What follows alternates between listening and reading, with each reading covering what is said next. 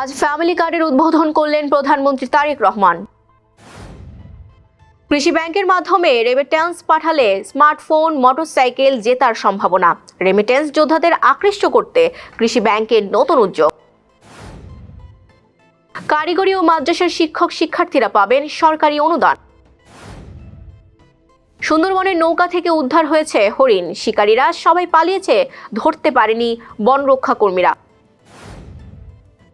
Hormuz প্রণালী দখলে নেওয়ার চিন্তা ভাবনা করছে প্রেসিডেন্ট ট্রাম্প। ট্রাম্পের সতর্কবার্তায় একদিনের মধ্যেই কমে গেল তেলের দাম।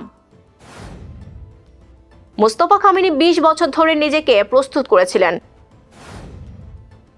ইরান জুড়ে অ্যাসিড বৃষ্টির পূর্বাভাস। ইরানের রেড ক্রিসেন্ট সোসাইটি এই পূর্বাভাস দিয়েছে। বাংলাদেশের চলচ্চিত্রে আরকিউজড এখন ঝড় তুলছে নেটফ্লিক্সে। 10 সিনেমায় $10 কোটি আয় করেছিলেন দক্ষিণী অভিনেত্রী দীঘা। প্রথম ছবি হিট হয়েছিল আল্লু অর্জুনের বিপরীতে। ইনজুরির কারণে রোনালদোর চেয়ে 359 দিন বেশি মাঠের বাইরে ছিলেন লিওনেল মেসি। টি-20 বিশ্বকাপে ভারতকে সেরা দল হিসেবে আখ্যায়িত করেছেন বিশ্বের ক্রিকেট বিশ্লেষকরা। অস্ট্রেলিয়ার প্রাথমিক দলে নেইমার, কিন্তু দলে না থাকারও গুঞ্জন রয়েছে।